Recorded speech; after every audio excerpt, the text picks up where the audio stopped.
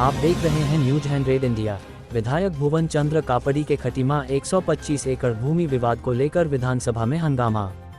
खटीमा ऊधम सिंह नगर उत्तराखंड विधानसभा के बजट सत्र में आज खटीमा विधायक और उपनेता प्रतिपक्ष भुवन चंद्र कापड़ी ने अपनी ही विधानसभा के 125 एकड़ भूमि विवाद को लेकर सरकार को कटघरे में खड़ा कर दिया।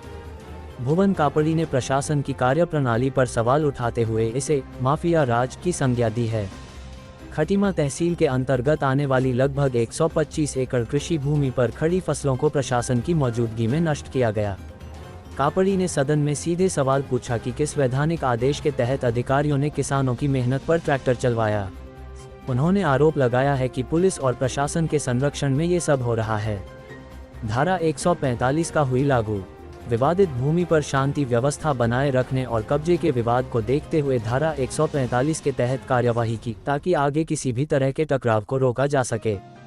इस मुद्दे पर खटीमा में किसानों की महापंचायत भी आयोजित की गई, जिसमें विधायक कापड़ी ने पीड़ित परिवारों को न्याय दिलाने और दोषियों के खिलाफ सख्त कार्यवाही की मांग की है। विधायक भुवन कापड़ी ने अपने बयान में कहा कि यह अत्यंत दुर्भाग्यपूर्ण है कि बिना किसी अदालती आदेश के 125 एकड़ की फसल को रौंद दिया गया। अधिकारी जवाब देने से बच रहे हैं। हम किसानों के हक की लड़ाई सदन से लेकर सड़क तक लड़ेंगे। सदन में इस मुद्दे पर तीखी बहस देखने को मिली। अब देखना ये होगा कि सरकार इस मामले में क्या जांच रिपोर्ट पेश करती है।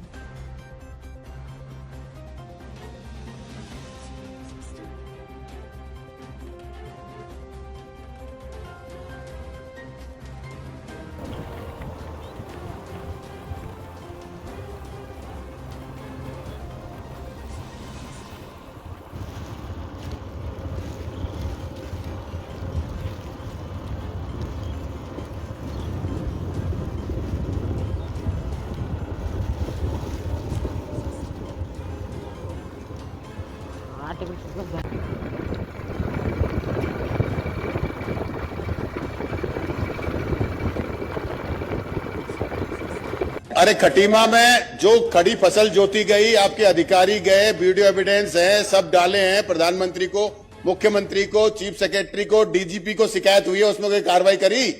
खुलेआम बिना नंबरों की ट्रैक्टरों को आपके उप जिला अधिकारी, आपके एसएचओ, आपकी पीएससी ने जाके बिना कोई सरकारी पैसा जमा करे कब्जा दिलाया। उसमें आप लोगों ने कोई कार्रवाई करी? और इसका अगर ये नहीं करते किसके पास जाना पड़ेगा वो बता दीजिए जो कार्रवाई करेगा। अभी मैंने बताया कि कितनी गाड़ियां हम लोगों ने सीज की हैं, कितना उन पर जुर्माना वसूल किया गया। तो सीज किए बिना नंबर के उस एसडीएम के खिलाफ क्या कार्रवाई करी जो वहां पे खड़ा था कि जिसने ये कहा कि खेत में जाओगे, अगर दबा दिए जाओगे तो तुम्हारे खिलाफ कार्रवाई नहीं होगी? पुलिस को किसने अनुमति दी और क्या खतरा था? खड़ी फसल क्यों जोती गई? वो खड़ी फसल क्यों नहीं 145 की कार्रवाई कर वो सरकार के कब्जे में क्यों नहीं ले गई?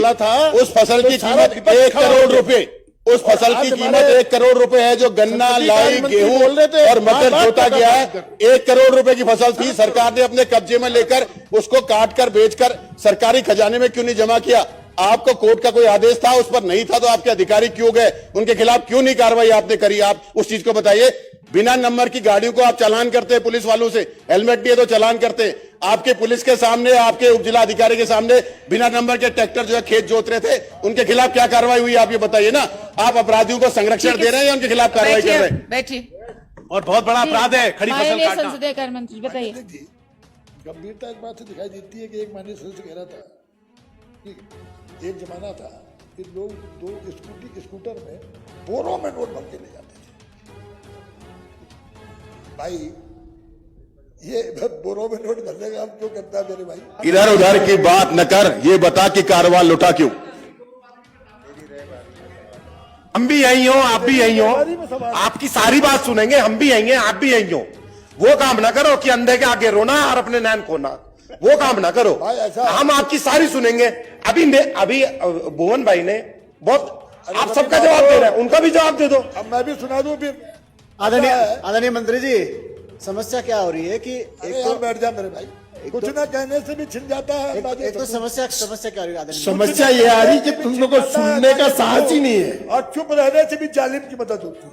अरे नहीं, तुम इस तरह से तो न्याय मांग रहे हैं, जवाब मांग रहे हैं मंत्री जी, मुझे मालूम है। जवाब दीजिए आप। मुझे मालूम है कितना न्याय बिना नंबर प्लेट के ट्रैक्टर्स की डिटेल मांगी जा रही है। खटीमा क्षेत्र के अंदर जो 125 एकड़ जमीन जोती गई थी, उस पर मैंने विधानसभा सत्र में जो है प्रश्न किया था और उस पर बोला था भ्रष्टाचार पर।